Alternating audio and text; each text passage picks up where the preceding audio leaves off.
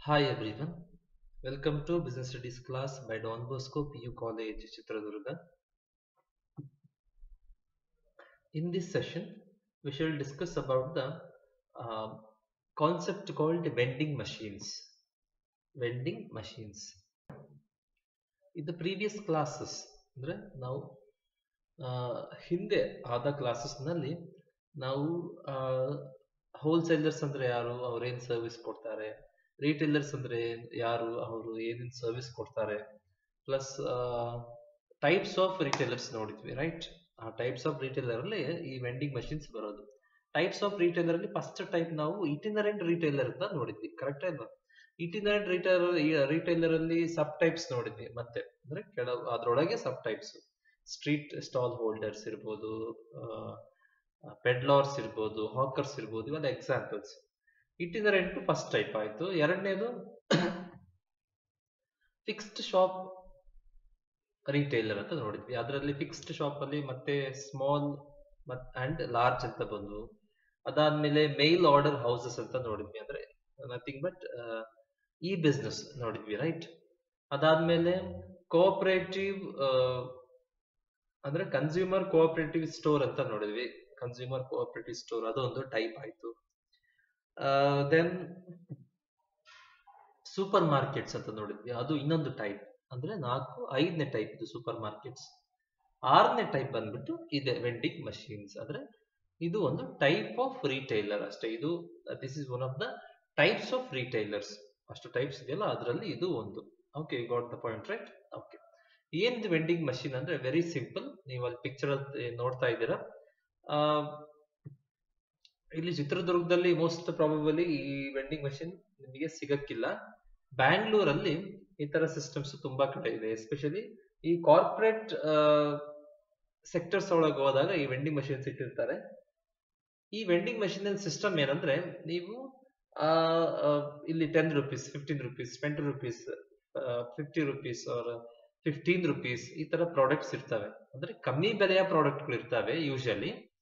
Plus ಜಾಸ್ತಿ move ಆಗೋ product ಇಟ್ಟಿರ್ತಾರೆ. ಇದು ಯಾವ ತರ ಪ್ರಾಡಕ್ಟ್ ಇರ್ತವೆ ಅಂದ್ರೆ, ಕಮ್ಮಿ ಬೆಲೆ ಪ್ರಾಡಕ್ಟ್ಗಳು ಅಂಡ್ ಜಾಸ್ತಿ ಮೂವ್ ಆಗೋ ಪ್ರಾಡಕ್ಟ್ಗಳು. ಜಾಸ್ತಿ ಯಾವ ಪ್ರಾಡಕ್ಟ್ಗೆ ಡಿಮ್ಯಾಂಡ್ ಇದೆ, ಯಾವ ಚಾಕ್ಲೇಟ್ ಡಿಮ್ಯಾಂಡ್ ಇದೆ. ಯೂಶಲಿ ಸ್ನಾಕ್ಸ್ ಐಟಮ್ಸ್ ಇರುತ್ತೆ. Usually snacks and beverages, juice items ಇರ್ತವೆ.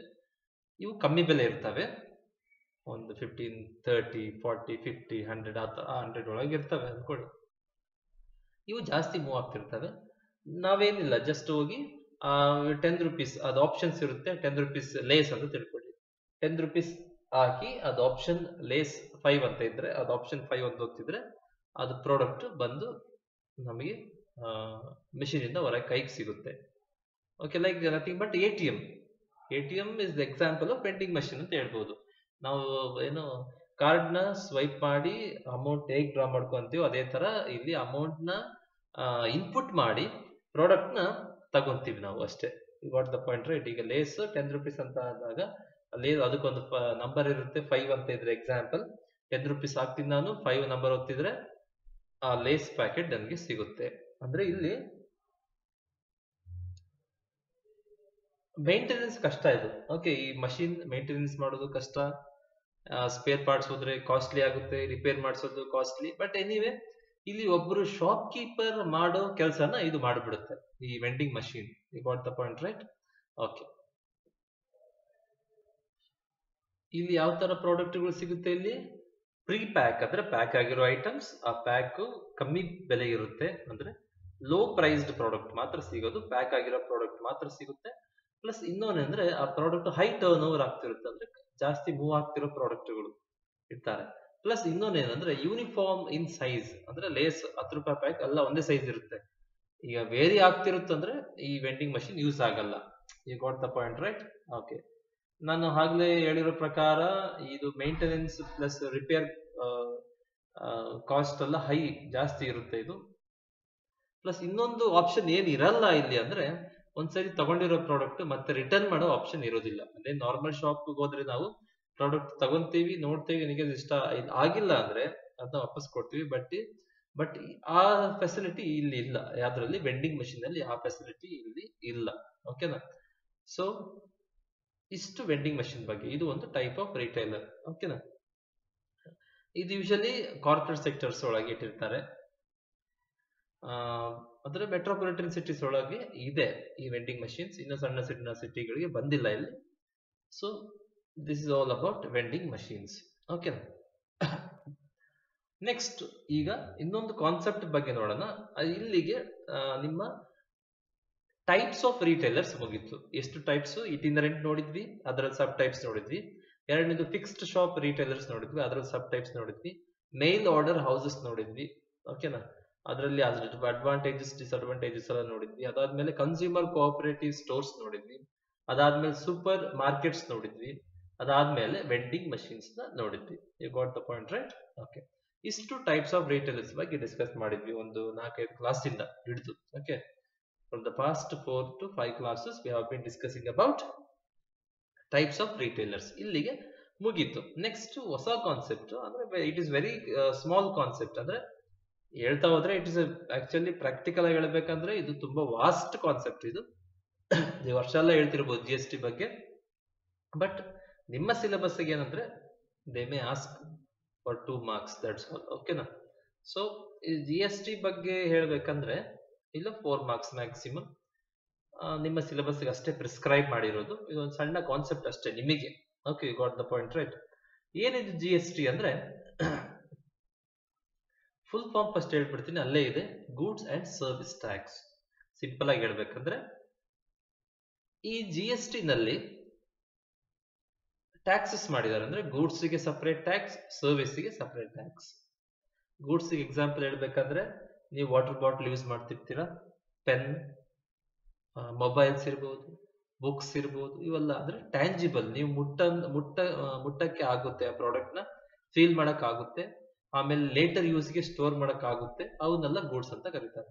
ಸರ್ವಿಸಸ್ ಅಂದ್ರೆ ನಿಮ್ಮ ಕಣ್ಣು ಕಾಣಿಸೋದಿಲ್ಲ, ಬಟ್ ಆ ಸರ್ವಿಸ್ ತಗೊಂಡಾಗ ಎಫೆಕ್ಟ್ ಇರುತ್ತೆ ನಿಮ್ಗೆ. ಟ್ರೀಟ್ಮೆಂಟ್, ಓಕೆ, ಟ್ರೀಟ್ಮೆಂಟ್ ನಿಮ್ ಕಣ್ಣಿಗೆ ಕಾಣಿಸೋದಿಲ್ಲ. ಅಂದ್ರೆ ಟ್ರೀಟ್ಮೆಂಟ್ ಕೊಡೋದು ಬೇರೆ, ಕೊಡೋದು ನಿಮ್ ಕಣ್ಣು ಕಾಣಿಸುತ್ತೆ, ಬಟ್ ಟ್ರೀಟ್ಮೆಂಟ್ ನಿಮ್ ಕಣ್ಣು ಕಾಣಿಸೋದಿಲ್ಲ. ಟ್ರೀಟ್ಮೆಂಟ್ ತಗೊಂಡಾಗ ನಿಮ್ಗೆ ರಿಲೀಫ್ ಸಿಗುತ್ತೆ. ಓಕೆ, ಅದ್ರ ಎಫೆಕ್ಟ್ ಇದೆ. ಟ್ರೀಟ್ಮೆಂಟ್ ನ ಲೇಟರ್ ಯೂಸ್ಗೆ ಸ್ಟೋರ್ ಮಾಡಕ್ ಆಗುತ್ತಾ ಇಲ್ಲ, ಮುಟ್ಟಕ್ ಆಗುತ್ತಾ ಇಲ್ಲ, ಫೀಲ್ ಮಾಡಕ್ ಆಗುತ್ತಾ ಇಲ್ಲ, ಅಂದ್ರೆ ಎಫೆಕ್ಟ್ ನಿಮ್ಗೆ ಇರುತ್ತೆ. ಓಕೆನಾ. ಸೊ ಅದು ಸರ್ವಿಸ್ ಅಂತ ಹೇಳಿದ್ದೆ ನಿಮ್ಗೆ ಪ್ರೀವಿಯಸ್ ಕ್ಲಾಸ್ ಅಲ್ಲಿ ಹೇಳಿದ್ದೆ ನಾನು. ಸರ್ವಿಸ್ ಅಂದ್ರೆ ಏನು, ಗೂಡ್ಸ್ ಅಂದ್ರೆ ಏನು ಅಂತ, ರೈಟ್? ಓಕೆ. ಸೊ ಗೂಡ್ಸ್ಗೆ ಟ್ಯಾಕ್ಸ್, ಸರ್ವಿಸ್ ಟ್ಯಾಕ್ಸ್ ಅಂತ. ಮುಂಚೆ ನಾವೇನ್ ಮಾಡ್ತಿದ್ವಿ, ಟ್ಯಾಕ್ಸ್ ಕಟ್ತಾ ಇದ್ವಿ ಎಲ್ಲಾರು. ಅಫ್ಕೋರ್ಸ್ ತುಂಬಾ ಜನ ಟ್ಯಾಕ್ಸ್ ಇವೇಶನ್ ಮಾಡ್ತಿದ್ರು, ಅಂದ್ರೆ ತುಂಬಾ ಜನ ಟ್ಯಾಕ್ಸ್ ಕಟ್ಟೋದ್ರಿಂದ ತಪ್ಸ್ಕೊಂತಾ ಇದ್ರು. ಸೊ ಈ ಮೇನ್ ಆಗಿ GST ತಂದಿದ್ದೆ ಏನಂದ್ರೆ ಟ್ಯಾಕ್ಸ್ ಇವೇಶನ್ ತಪ್ಸೋದಕ್ಕೆ. ಅಂದ್ರೆ ತುಂಬಾ ಜನ ಟ್ಯಾಕ್ಸ್ ಕಟ್ಟದೆ ಗವರ್ಮೆಂಟ್ ಗೆ ಮೋಸ ಮಾಡ್ತಿದ್ರು, ತುಂಬಾ ಜನ ಟ್ಯಾಕ್ಸ್ ಕಟ್ಟದೆ ಗವರ್ಮೆಂಟ್ ಇಂದ ತಪ್ಪಿಸ್ಕೊಂತಾ ಇದ್ರು.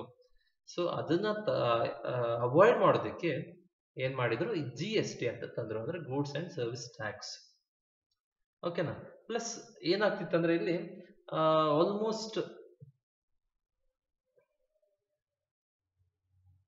ಎಷ್ಟು 17 ಇಂಡೈರೆಕ್ಟ್ ಟ್ಯಾಕ್ಸಸ್ ಇತ್ತಂತೆ. ಎಷ್ಟು?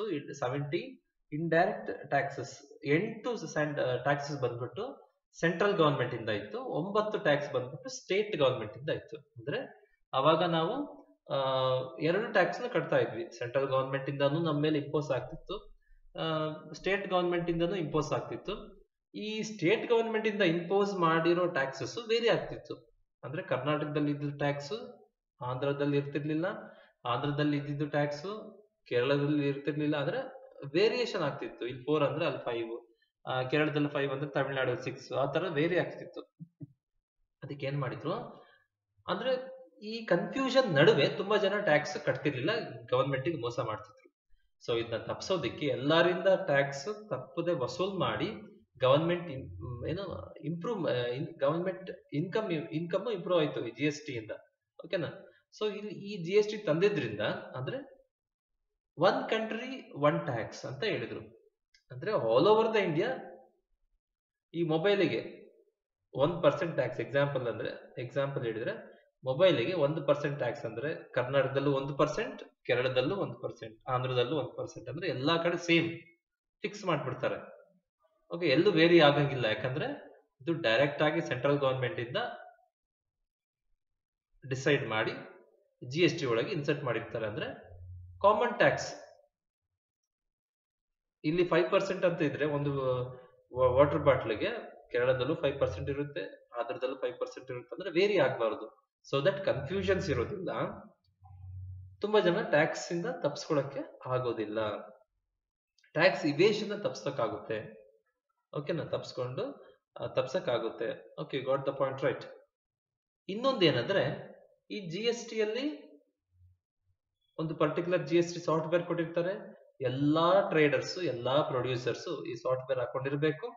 ಅವ್ರೆಲ್ಲಾ ಟರ್ನ್ ಓವರ್ ರೆಕಾರ್ಡ್ ಆಗ್ತಿರುತ್ತೆ. ಎಲ್ಲಾ ಟರ್ನ್ ಓವರ್ಗೂ ಕಾಮನ್ GST ಅಪ್ಲೈ ಆಗ್ತಿರುತ್ತೆ.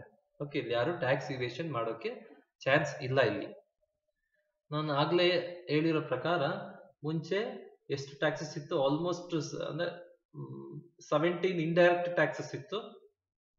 8 ಸೆಂಟ್ರಲ್ ಗವರ್ಮೆಂಟ್ ಇಂದ, 9 ಸ್ಟೇಟ್ ಗವರ್ಮೆಂಟ್ ಇಂದ. ಇದನ್ನೆಲ್ಲ ತೆಗೆದ್ಬಿಟ್ಟು ಒಂದೇ ಕಾಮನ್ ಮಾಡ್ಬಿಟ್ರು. ಓಕೆ, ನಾನು ಹೇಳಿದ್ನಲ್ಲ, ಇಲ್ಲಿ ₹1 ಇದ್ರೆ ಒಂದು ಮೊಬೈಲ್ಗೆ ₹1 ಟ್ಯಾಕ್ಸ್ ಇದ್ರೆ ಎಲ್ಲಾ ಸ್ಟೇಟ್ ಅಲ್ಲೂ ₹1 ಇರುತ್ತೆ ಕಾಮನ್. ಸ್ಟೇಟ್ ಟು ಸ್ಟೇಟ್ ಮುಂಚೆ ವೇರಿ ಆಗ್ತಿತ್ತು, ಈಗ ವೇರಿ ಆಗೋದಿಲ್ಲ. ಮತ್ತೆ ಎಲ್ಲಾ ಇಂಡೈರೆಕ್ಟ್ ಟ್ಯಾಕ್ಸಸ್ ತೆಗೆದಾಕ್ಬಿಟ್ರು, GST ಅಂತ ಒಂದು ಕಾಮನ್ ಇಟ್ರು. ಸೊ ದಟ್ ಕನ್ಫ್ಯೂಷನ್ಸ್ ಇರೋದಿಲ್ಲ. ತುಂಬಾ ಜನ ಟ್ಯಾಕ್ಸ್ ಕಟ್ಟದೆ ಗವರ್ಮೆಂಟ್ ಗೆ ಮೋಸ ಮಾಡಕ್ ಆಗೋದಿಲ್ಲ. ಕನ್ಫ್ಯೂಷನ್ಸ್ ಯಾವಾಗ ಇರುತ್ತೆ, ತುಂಬಾ ಜನ ಮೋಸ ಮಾಡ್ತಾರೆ, ಕರೆಕ್ಟ್ ಇಲ್ವಾ? ಯಾವಾಗ ಕನ್ಫ್ಯೂಷನ್ ಇರೋದಿಲ್ಲ, ಕ್ಲಿಯರ್ ಕಟ್ ಆಗಿರುತ್ತೆ, ಅವಾಗ ತುಂಬಾ ಜನ ಮೋಸ ಮಾಡಕ್ ಆಗೋದಿಲ್ಲ. ಎಲ್ಲಾರು ಟ್ಯಾಕ್ಸ್ ಕಟ್ಟಲೇಬೇಕಾಗುತ್ತೆ ಗವರ್ಮೆಂಟ್ಗೆ. ಪ್ಲಸ್ ಈಸಿ ಮಾಡಿದ್ರು. ಓಕೆನಾ, ಈ ಕನ್ಸ್ಯೂಮರ್ಸ್ ಇರ್ಬೋದು, ಪ್ರೊಡ್ಯೂಸರ್ಸ್ ಇರ್ಬೋದು, ಇಲ್ಲ ಸೇಲ್ಸ್ ಪರ್ಸನ್ಸ್ ಇರ್ಬೋದು, ಈ ಟ್ಯಾಕ್ಸ್ ಫೈಲ್ ಮಾಡೋದು, ಟ್ಯಾಕ್ಸ್ ಕಟ್ಟೋದೆಲ್ಲ ಈಸಿ ಪ್ರೋಸೆಸ್ ಮಾಡ್ಬಿಟ್ರು. ಓಕೆ, ಯಾಕಂತ ಹೇಳ್ತೀನಿ ಕೇಳ್ರಿ. ಇಲ್ಲಿ ಯಾಕಂದ್ರೆ ಇಲ್ಲಿ goods separate tax, service separate tax ಅಂದ್ರೆ ಇಲ್ಲಿ ಆಲ್ಮೋಸ್ಟ್ 5 ಸ್ಲ್ಯಾಬ್ಸ್ ಮಾಡಿದ್ರು. 5 ಸ್ಲ್ಯಾಬ್ಸ್ ಅಂತ ಹೇಳ್ಬೋದು, ಇಲ್ಲ 5 ಕ್ಯಾಟಗರಿ ಅಂತ ಮಾಡ್ಬೋದು. ಫಸ್ಟ್ ಸ್ಲ್ಯಾಬ್ ಬಂದ್ಬಿಟ್ಟು 0%, ಸೆಕೆಂಡ್ ಸ್ಲ್ಯಾಬ್ ಬಂದ್ಬಿಟ್ಟು 5%, ಥರ್ಡ್ ಸ್ಲ್ಯಾಬ್ ಬಂದ್ಬಿಟ್ಟು 12%, ನೆಕ್ಸ್ಟ್ ಫೋರ್ತ್ ಸ್ಲ್ಯಾಬ್ ಬಂದ್ಬಿಟ್ಟು 18%, ನೆಕ್ಸ್ಟ್ ದ ಲಾಸ್ಟ್ ಸ್ಲ್ಯಾಬ್ ಬಂದ್ಬಿಟ್ಟು 28%. ಅಂದ್ರೆ ಇಷ್ಟು 5 ಸ್ಲ್ಯಾಬ್ಗಳು ಮಾಡ್ಬಿಟ್ಟು ಈ ಗೂಡ್ಸ್ ಅಲ್ಲಿ ಕ್ಯಾಟಗರಿ ಮಾಡ್ತಾ ಹೋದ್ರು. ಗೂಡ್ಸ್ ಅಲ್ಲಿ, ಸರ್ವಿಸಸ್ ಅಲ್ಲಿ ಕ್ಯಾಟಗರಿ ಮಾಡಿದ್ರು. ಫಾರ್ ಎಕ್ಸಾಂಪಲ್ ಗೂಡ್ಸ್ ಅಲ್ಲಿ ಅಂದ್ರೆ ಎಲೆಕ್ಟ್ರಾನಿಕ್ ಪ್ರಾಡಕ್ಟ್ಸ್ ಅಂತ ಮಾಡಿದ್ರು. ಓಕೆನಾ, ದೆನ್ ಎಲೆಕ್ಟ್ರಾನಿಕ್ ಪ್ರಾಡಕ್ಟ್ಸ್ ಆದ್ಮೇಲೆ ಈ ಸ್ಟೇಷನರಿ ಐಟಮ್ಸ್ ಅಂತ ಒಂದಾಯ್ತು. ಈ ಆಟೋಮೊಬೈಲ್ಸ್ ಅಂತ ಒಂದು ಕ್ಯಾಟಗರಿ ಮಾಡಿದ್ರು. ಈ ಕ್ಯಾಟಗರಿನೆಲ್ಲ ಏನ್ ಮಾಡಿದ್ರು, ಒಂದೊಂದು ಸ್ಲ್ಯಾಬ್ ಆಗ್ತಾ ಹೋದ್ರು. ಸರ್ವಿಸ್ ಅಂತ ಬಂದಾಗ ಹೋಟೆಲ್ ಸರ್ವಿಸ್ ಇರ್ಬೋದು, ರೆಸ್ಟೋರೆಂಟ್ಸ್ ಇರ್ಬೋದು, ಬಾರ್ಸ್ ಇರ್ಬೋದು, ಇವೆಲ್ಲ ಬರುತ್ತೆ. ಇವನ್ನೆಲ್ಲ ಏನ್ ಮಾಡಿದ್ರು, ಒಂದು ಕ್ಯಾಟಗರಿಯಲ್ಲಿ ಆಗ್ತಾ ಹೋದ್ರು. ಯಾವ್ದಾದ್ರು ಒಂದು ಕ್ಯಾಟಗರಿಯಲ್ಲಿ, ಫಾರ್ ಎಕ್ಸಾಂಪಲ್ 18 ಈ ರೆಸ್ಟೋರೆಂಟ್ಸ್ ಎಲ್ಲ ಏನ್ ಮಾಡಿದ್ರು, 18+28 ಕ್ಯಾಟಗರಿಯಲ್ಲಿ ಸ್ವಲ್ಪ ಹಾಕಿದ್ರು, 28 ಕ್ಯಾಟಗರಿಯಲ್ಲಿ ಹಾಕಿದ್ರು. ಈ ತರ ಕ್ಯಾಟಗರಿಯಲ್ಲಿ ಆಗ್ತಾ ಹೋಗ್ತಾರೆ. ಈಗ ಫಾರ್ ಎಕ್ಸಾಂಪಲ್ ನೀವು ಹೋಟೆಲ್ ಬಿಸ್ನೆಸ್ ಮಾಡ್ತಾ ಇದ್ರ ಅಂತ ತಿಳ್ಕೊಳ್ಳಿ.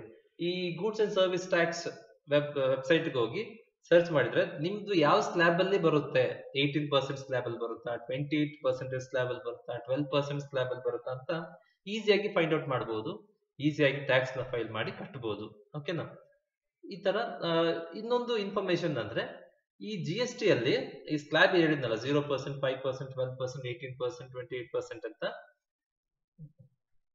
ಇದರಲ್ಲಿ petroleum products, alcoholic drinks, electricity ಈ GST ಅಲ್ಲಿ ಬರೋದಿಲ್ಲ. ಅಂದ್ರೆ ಈ GST ಆ ಸ್ಟೇಟ್ ಗವರ್ಮೆಂಟ್ ಬಿಟ್ಟಿದ್ದಾರೆ. ಇದನ್ನ ಫ್ರೀಡಮ್ ಕೊಟ್ಟಿದ್ದಾರೆ ಸ್ಟೇಟ್ ಗವರ್ಮೆಂಟ್, ಅವರೇ ಫಿಕ್ಸ್ ಮಾಡ್ಕೋಬಹುದು. ಯಾವ್ದಕ್ಕೆ, ಪೆಟ್ರೋಲಿಯಂ ಇರ್ಬೋದು, ಯಾವ್ದಕ್ಕೆ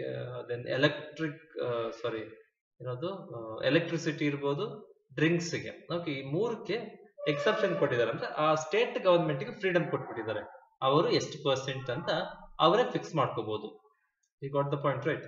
ಪ್ಲಸ್ ಇನ್ನೊಂದು ಇಂಪಾರ್ಟೆಂಟ್ ಇನ್ಫಾರ್ಮೇಶನ್ ಏನಂದ್ರೆ, ಇದು ಯಾವಾಗ ಸ್ಟಾರ್ಟ್ ಮಾಡಿದ್ರು ಅಂದ್ರೆ July 1st, 2017 ನಲ್ಲಿ ಇದನ್ನ ಇಂಪ್ಲಿಮೆಂಟ್ ಮಾಡಿದ್ರು. ಯಾವ್ದನ್ನ, ಗೂಡ್ಸ್ ಅಂಡ್ ಸರ್ವಿಸ್ ಟ್ಯಾಕ್ಸ್ ನ. You got the point right. Okay,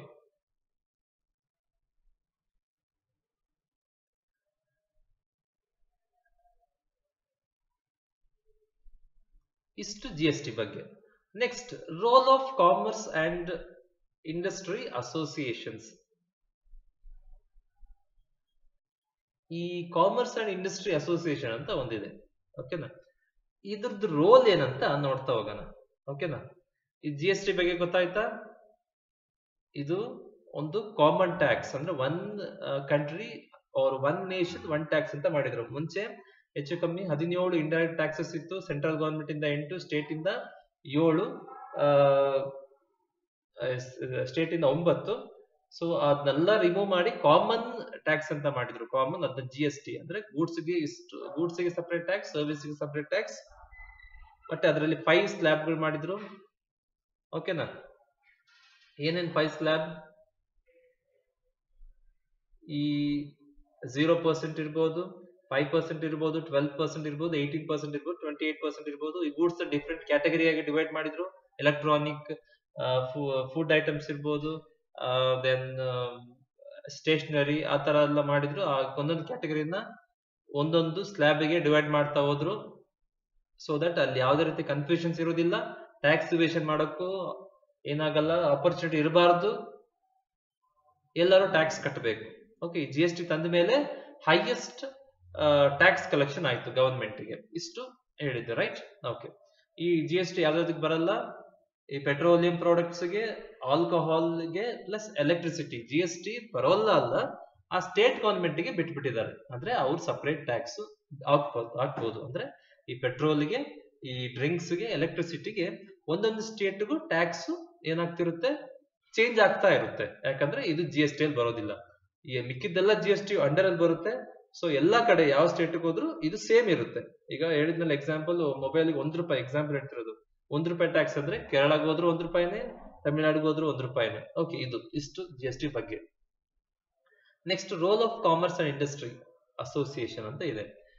ಈ role of commerce and industry association ಇಂದು ಕಾಮರ್ಸ್ ಅಂಡ್ ಇಂಡಸ್ಟ್ರಿ ಅಸೋಸಿಯೇಷನ್ ಇಂದು ಏನು ರೋಲ್ ಅಂತ ನೋಡೋಣ. ಅಂದ್ರೆ ಅವ್ರು ಏನ್ ಮಾಡ್ತಾರೆ ಅಂತ ಅಷ್ಟೇ.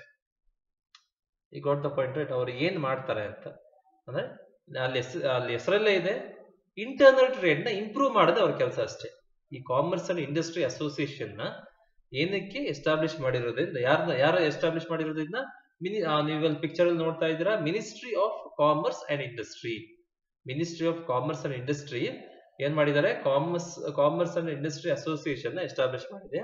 ಏನಕ್ಕಂದ್ರೆ ಇಂಟರ್ನಲ್ ಟ್ರೇಡ್ ಅಂದ್ರೆ ನಮ್ಮ ಕಂಟ್ರಿ ಒಳಗೆ ಆಗ್ತಿರೋ ಟ್ರೇಡ್ ನ ಇಂಪ್ರೂವ್ ಮಾಡೋದಕ್ಕೆ ಅಷ್ಟೇ. Got the point, right? ಹೇಗೆ ಇಂಪ್ರೂವ್ ಮಾಡ್ತಾರೆ ಅಂತ ನೋಡ್ತಾ ಹೋಗೋಣ. ಓಕೆನಾ? ಒಂದನೇದು, inter state movement of goods. ಅಂದ್ರೆ ಅವ್ರು ಏನ್ ಮಾಡ್ತಾರೆ? Inter state movement of goods ನ ನೋಡ್ಕೊಂತಾರೆ. ಓಕೆನಾ? ಹೇಗೆ ಅವ್ರದ ಈ inter state movement of goods ಒಳಗೆ ಏನ್ ಕೆಲಸ ಮಾಡ್ತಾರೆ ಅಂದ್ರೆ, ಪರ್ಟಿಕ್ಯುಲರ್ ಆಗಿ ವೆಹಿಕಲ್ಸ್ ರಿಜಿಸ್ಟ್ರೇಷನ್ ಮಾಡ್ಕೊಡ್ತಾರೆ. ಓಕೆನಾ? ವೆಹಿಕಲ್ಸ್ ರಿಜಿಸ್ಟ್ರೇಷನ್ ಆಗಿದೆಯಾ ಇಲ್ವಾ ಅಂತ ಚೆಕ್ ಮಾಡೋದಾಗಿರ್ಬೋದು. ಈ ಟ್ರಾನ್ಸ್ಪೋರ್ಟ್ ಪಾಲಿಸಿಗಳನ್ನ ಫಾರ್ಮ್ ಮಾಡೋದಾಗಿರ್ಬೋದು. ಹೈವೇ ಮತ್ತೆ ರೋಡ್ಗಳನ್ನ ಕನ್ಸ್ಟ್ರಕ್ಟ್ ಮಾಡೋದಾಗಿರ್ಬೋದು. ಇಷ್ಟು ಕೆಲಸ ಮಾಡ್ತಾರಂತೆ. ಅದ್ರ ಬಗ್ಗೆ ಈ inter state movement of goods ಅಂದ್ರೆ ನಮ್ಮ ಸ್ಟೇಟ್ ಒಳಗೆ, ಅಂದ್ರೆ ನಮ್ಮ ಕಂಟ್ರಿ ಒಳಗೆ ಗೂಡ್ಸ್ ಮೂವ್ ಆಗೋದನ್ನ ನೋಡ್ಕೊಂತಾರಂತೆ. ಯಾರು ಕಾಮರ್ಸ್ ಅಂಡ್ ಇಂಡಸ್ಟ್ರಿ ಅಸೋಸಿಯೇಷನ್ ನೋಡ್ಕೊಂತಾರಂತೆ. ನಮ್ಮ ಕಂಟ್ರಿ ಒಳಗೆ ಗೂಡ್ಸ್ ಮೂವ್ ಆಗೋ ತರ ನೋಡ್ಕೊಂತಾರಂತೆ, ಒಂದ್ ಕಡೆಯಿಂದ ಇನ್ನೊಂದ್ ಕಡೆ. ಅದ್ರಲ್ಲಿ ಪರ್ಟಿಕ್ಯುಲರ್ ಯಾವ ಕೆಲಸ ಮಾಡ್ತಾರೆ? ಈ ದೊಡ್ಡ ಟ್ರಾನ್ಸ್ಪೋರ್ಟೇಷನ್ ಟ್ರಕ್ ಅಂದ್ರೆ ಟ್ರಾನ್ಸ್ಪೋರ್ಟೇಷನ್ ನ ರಿಜಿಸ್ಟರ್ ಮಾಡ್ಕೊಳ್ಳೋದು, ಹೈವೇಸ್ ಪ್ಲಸ್ ರೋಡ್ಸ್ ನ ಕನ್ಸ್ಟ್ರಕ್ಟ್ ಮಾಡೋದು, ಈ ಟ್ರಾನ್ಸ್ಪೋರ್ಟ್ ಗೆ ಸಂಬಂಧಪಟ್ಟ ಪಾಲಿಸಿ, ರೂಲ್ಸ್ ಅಂಡ್ ರೆಗ್ಯುಲೇಷನ್ಸ್ ನ ಫಾಲೋ ಮಾಡೋದು, ಫಾರ್ಮ್ ಮಾಡೋದು, ತಯಾರು ಮಾಡೋದು. ಇದು ಒಂದನೇ ಕೆಲಸ ಅವ್ರದ್ದು. ಓಕೆ, ಎರಡನೇ ಕೆಲಸ ಏನಂದ್ರೆ octroi and other local levies. Octroi and other local levies ಏನಿದು? ಇದೊಂದು ಟ್ಯಾಕ್ಸ್ ಅಷ್ಟೇ ಇದು. ಅಂದ್ರೆ ಆಕ್ಟ್ರಾಯ್ ಅಂದ್ರೆ ಗೂಡ್ಸ್ ಒಂದು ಸ್ಟೇಟ್ ಇಂದ ಇನ್ನೊಂದು ಸ್ಟೇಟ್ ಒಳಗೆ ಬಂದಾಗ ಅದೇನು ಟ್ಯಾಕ್ಸ್ ಹಾಕ್ತಾರಲ್ಲ ಗೂಡ್ಸ್ ಮೇಲೆ, ಅದನ್ನ ಏನಂತ ಕರೀತಾರೆ? ಆಕ್ಟ್ರಾಯ್ ಅಂತ ಕರೀತಾರೆ. Other local fees. ಓಕೆನಾ? ಇದನ್ನ ಫಿಕ್ಸ್ ಮಾಡೋದಾಗಿರ್ಬೋದು. ಓಕೆ, ಅಂದ್ರೆ ಒಂದು ಸ್ಟೇಟ್ ಇಂದ ಇನ್ನೊಂದು ಸ್ಟೇಟ್ಗೆ ಎಂಟ್ರಿ ಆದಾಗ ಏನ್ ಮಾಡ್ತಾರೆ? ಈ ಆಕ್ಟ್ರಾಯ್ ಅವ್ರ ಲೋಕಲ್ ಫೀಸ್ ನ ಕಲೆಕ್ಟ್ ಮಾಡ್ಕೋತಾರೆ. ಓಕೆನಾ? ಫೈನ್. ಇದು ಒಂದು ಅವ್ರ ಕೆಲಸ. ಇದು